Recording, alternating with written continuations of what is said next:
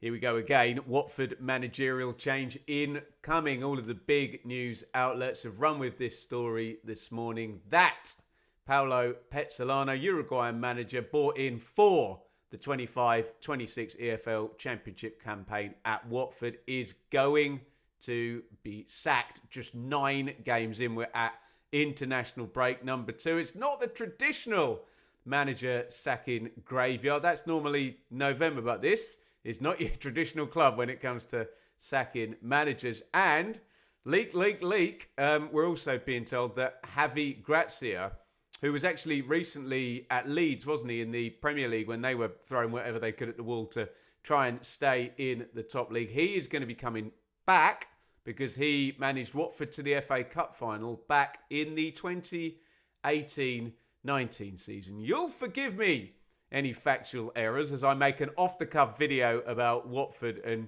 managerial changes, because I'm afraid this goes into one of the pots which I tend to pull out on this channel of it's hard to have a sensible conversation about. For example, Wayne Rooney. It's hard to have a sensible conversation about Wayne Rooney. It's hard to have a sensible conversation about parachute payments. It's hard to have a sensible conversation about Watford changing their manager, because we do get those extreme views of people who kind of dip in to Watford. Their only kind of knowledge of Watford is that they yo-yo a little bit and they sack their manager a lot. So they just immediately assume that the Pozzos are incredibly ruthless and don't know what they're doing. They have one look at the league table, which shows Watford currently in 11th place, and there's big nuance to that after the last week we've had, and they decide that this is terrible. And as I said, that's one extreme and probably not the right view. On the other extreme, we do have many great Watford watchers here on the channel, but we have had some prickly responses when we've said literally anything about Watford changing their manager. And Watford fans can get a little bit defensive about it, and I get it because of that other extreme that we spoke about. As normal, the truth lies in the grey area. This time, even though the Pozzos employed Paolo Pezzolano, it might be one of the more understandable sackings at Watford, because despite the fact they're 11th, and let's just debunk this. If anyone says, they're 11th in the table, they shouldn't sack him, that person is probably not a credible person to listen to, because we've literally had 9 games of a championship season, and we've just had a 3-game week in which I think Watford were behind in all 3 games and somehow managed to pull 7 points out of the bag. A couple of quick goals at Portsmouth.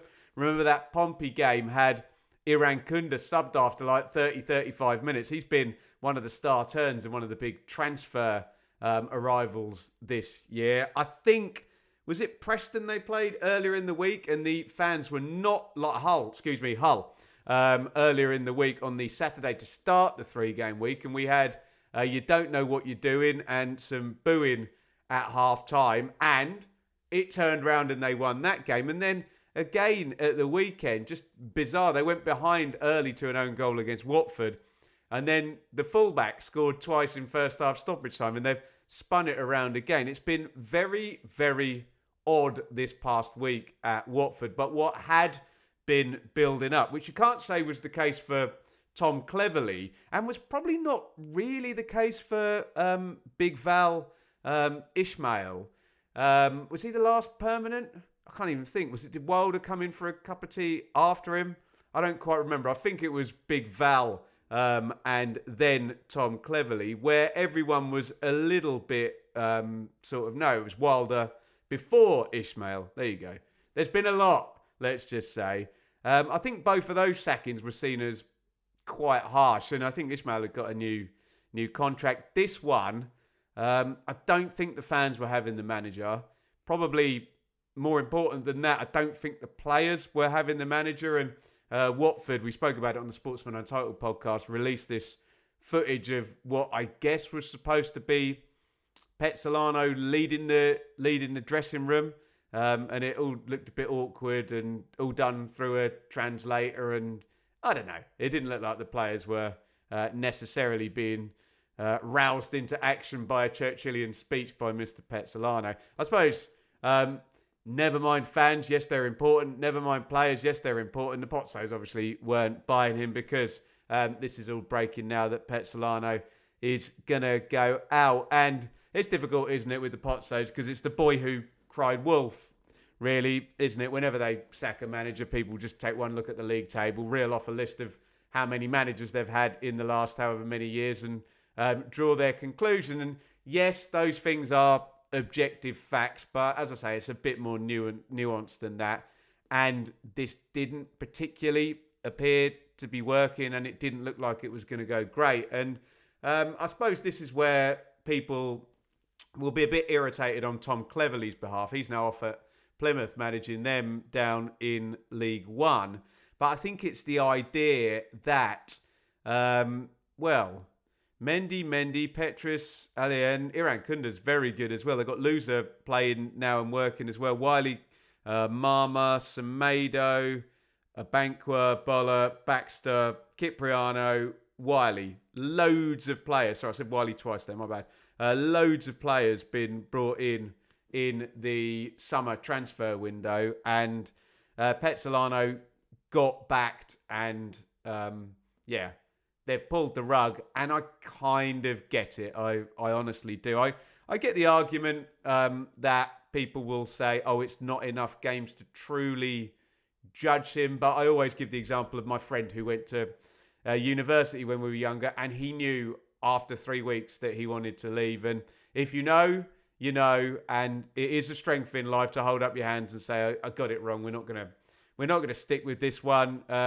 Javi Gracia, who we know and has been here before, is available. So I suppose you can give the Pozzos some kind of deference in the fact that they're not going from scratch here, because you have got someone who knows the club, you have got someone who they know and who knows them, etc., etc. So it's not like you're now starting a recruitment process, you're interviewing, you're starting from scratch. So, for once, look, I suppose, let me just bring that overview up again. I suppose with Cleverley and Ishmael, Rob Edwards, that happened very quickly. Bilic, that was going to be oil and water, wasn't it? Hodgson and Ranieri were poor hires. Munoz did a good job, actually. Ivic was one where you kind of agreed. He seemed somewhat surly on the personality scale, and then you're going back and back. They're almost like 50-50 Pozzos, these decisions. Half of them you're like, okay, that makes sense. And half of them you're like, really? But all of them get greeted by the wider football world, maybe people that don't necessarily watch this channel and study the Championship or study Watford particularly, with that same reaction of Watford is bonkers and the Pozzos are crazy. And I'm not saying there's zero truth in that. There's obviously some truth in that, but I do think on this one, I'm more like they got the wrong guy. It probably wasn't going to work. Yes, it's early, but do what you need to and move forward.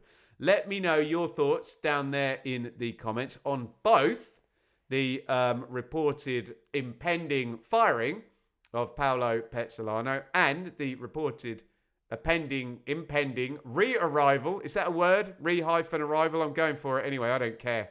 Of Javi Gracia at Watford. And check out this one up here. What do we do this morning? It's a little talk about Middlesbrough and how they've been turned around by Rob Edwards, who was previously fired by the Pozzos at Watford. There you go. That sounded linked, but I made it up as I went along.